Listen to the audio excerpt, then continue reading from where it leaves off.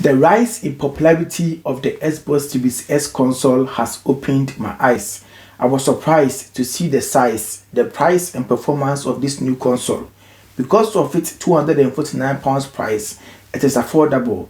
Because of its new design, it is portable and it is able to play games up to 1440 pixels at 120 frames per second. This makes the Xbox Series S the powerful but friendly console available, but it is not perfect. It has its advantages and disadvantages. In this video, I will unbox and review the Xbox Series S console. I will cover the pros and cons of this console, so keep watching. Let's start from the unboxing experience.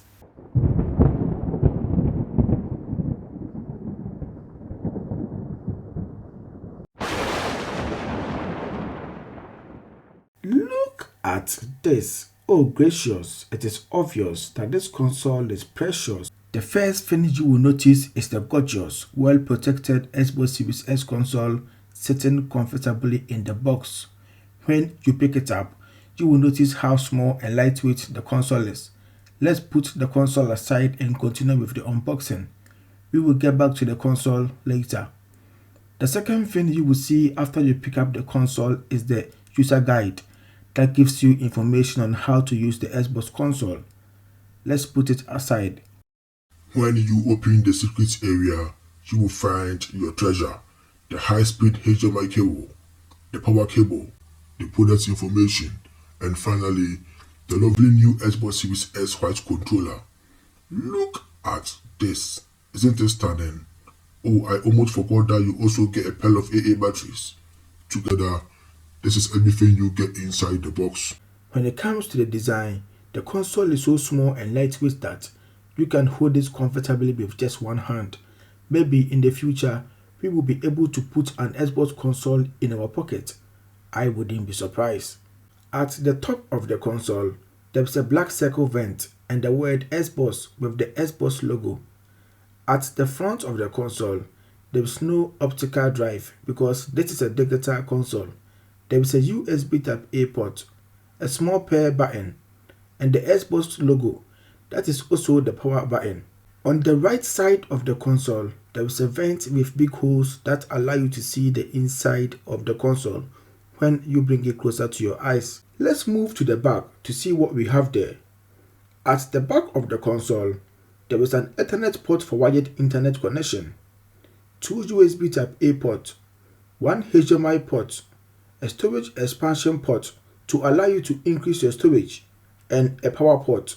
On the left side of the console, there is another vent that allow in more air, and there are also 4 grips that allow the console to stand vertically. At the bottom of the console, there is a vent again and another 4 grips that allow you to use the console horizontally. It looks like the Xbox Series S is designed to allow in more air to help cool down the console. I like the design and I think Microsoft did a great job with this. The console can be used vertically or horizontally. It is time to turn on the Xbox Series S to see if it is worth upgrading from the Xbox One S. When you turn on the console, the first thing you will notice is how fast it is. It takes a few seconds for it to turn on compared to the Xbox One S. After I unboxed and set up the Xbox Series S, I spent 2 months using it before making this video, and my first problem is the 500GB storage. I have currently used 90% of my storage. The storage keeps getting full, and sometimes I have to uninstall some of my games so that I can make space to install new games and have some free space for the console to run smoothly. The Xbox Series S console is roughly about 3 times faster than my previous Xbox One S thanks to the new Zen 2 CPU with 8 cores at a speed of 3.6 GHz and the new SSD storage. It takes less time for a game to load and it runs smoothly. The game loading time is a big improvement when you compare the Xbox Series S to my previous console, the Xbox One S. There has been some improvement on the graphics and you can now play games at 1440 pixels up to 120 frames per second. Thanks to the new custom Audi 2 GPU inside the console, I can't see much difference in graphics upgrading from the Xbox One S. The Xbox Series S console supports Dolby Vision and Dolby Atmos, which gives you 3D spatial sound. One of the things I like so much about Xbox console is the support for 4K video streaming. Using this console to watch videos or movies is a wonderful experience. All you need is a good 4K TV or monitor so that you can enjoy the full power from this console.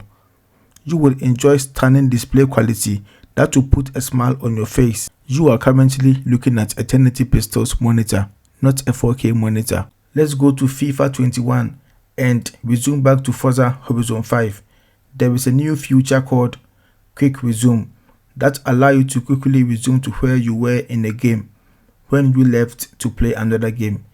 This is a great feature. Now watch me switch between FIFA 21 and Forza Horizon 5.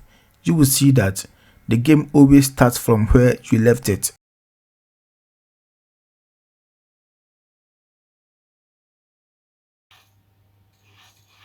That's never short of style. I'm talking, of course, about the French capital, Paris.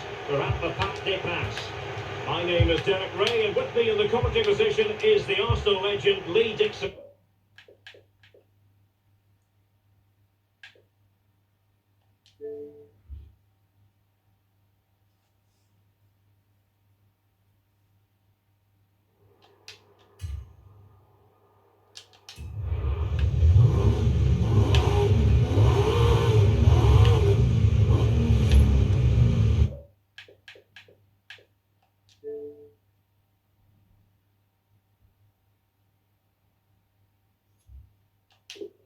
And we're fully convinced this game will live up to its billing.